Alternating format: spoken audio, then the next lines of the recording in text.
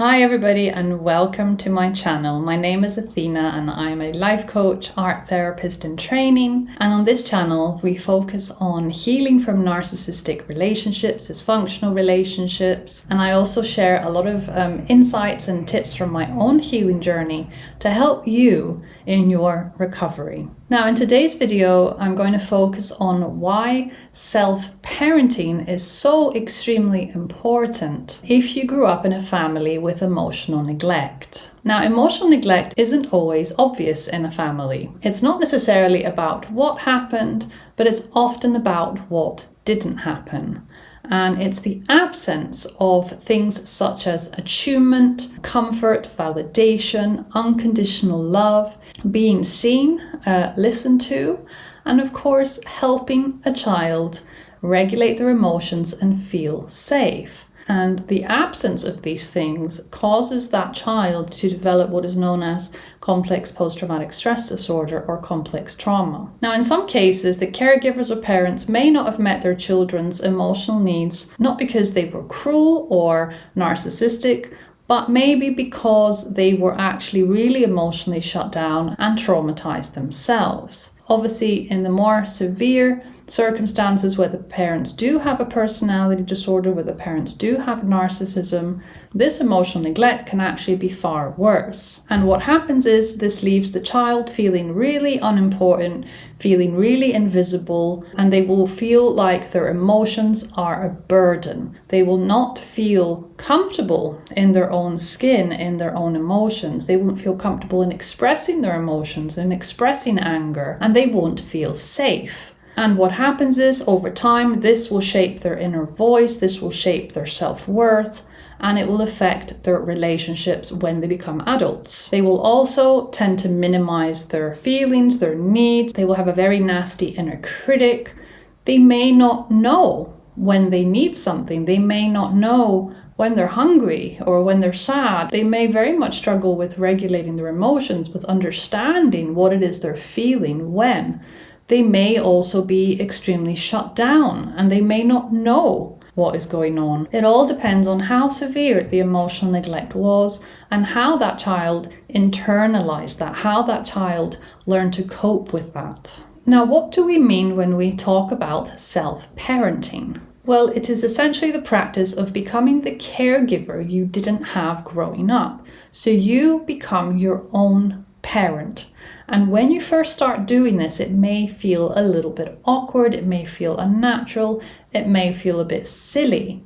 But actually, there has been a lot of research done on this that shows that when we become our own inner parent to our hurt or often neglected inner child, we can make a lot of change, we can progress a lot through our healing, and we can become more in tune with our emotions. Self-inquiry is extremely important in self-parenting, asking ourselves, what is going on with me right now? Why am I feeling angry? Why am I feeling irritable? Asking yourself questions and essentially tending to yourself like a caring, loving parent would is really, really helpful in figuring out what it is you need in that precise moment. It means that you show up for yourself with empathy, with patience, and with emotional care, especially in moments of distress. So when you're really struggling, when you're really having a bad day, when someone has been really horrible to you or someone's criticized you at work, how do you speak to yourself after such a thing has happened? Are you overly critical? Do you call yourself a loser? Are you really mean to yourself? Or do you step in as a caring, loving parent would? So if you think about how a parent, a healthy, loving parent would speak to their child in moments where that child is sad or crying or is scared or is confused, and they do it in a very caring, empathetic way, you need to do that for yourself. It's as simple as that. And yes, it is a simple thing, but when you've had emotional neglect, that sort of thing doesn't come naturally to you.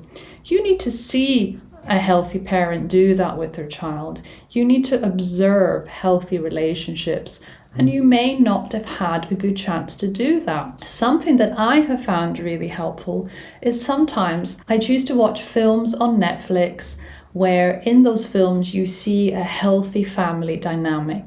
You see a parent or a foster parent or somebody who treats children with love, with respect, is there for them, is always accountable, is always reliable. And those are the things that have guided me in my own healing and in my own self-parenting journey.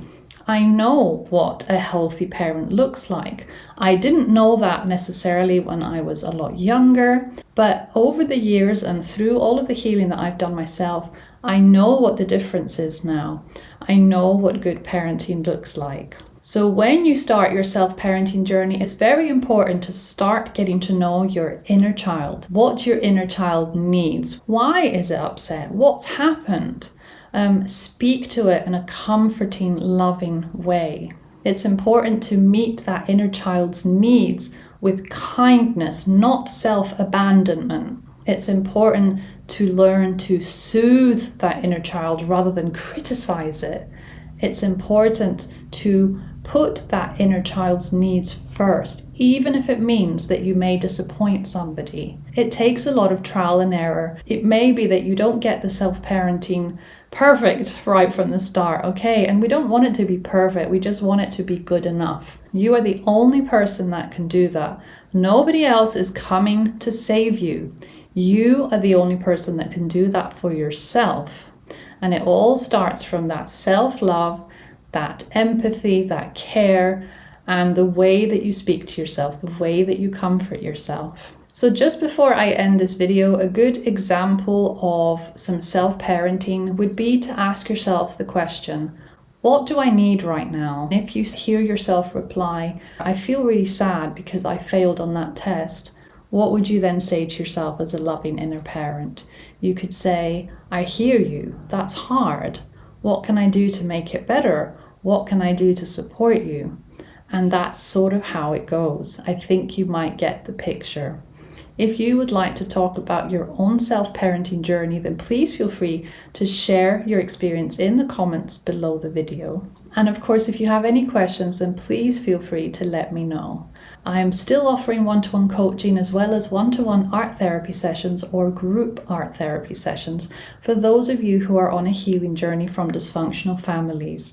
I do have a course coming up on Sunday, the 17th of August, and I'm very much looking forward to you joining. So please feel free to comment below the video if you are interested in this online group therapy. Thank you so much for your attention. Thank you so much for listening today. And I'll see you very soon in my next video. Take care, everyone. Bye-bye.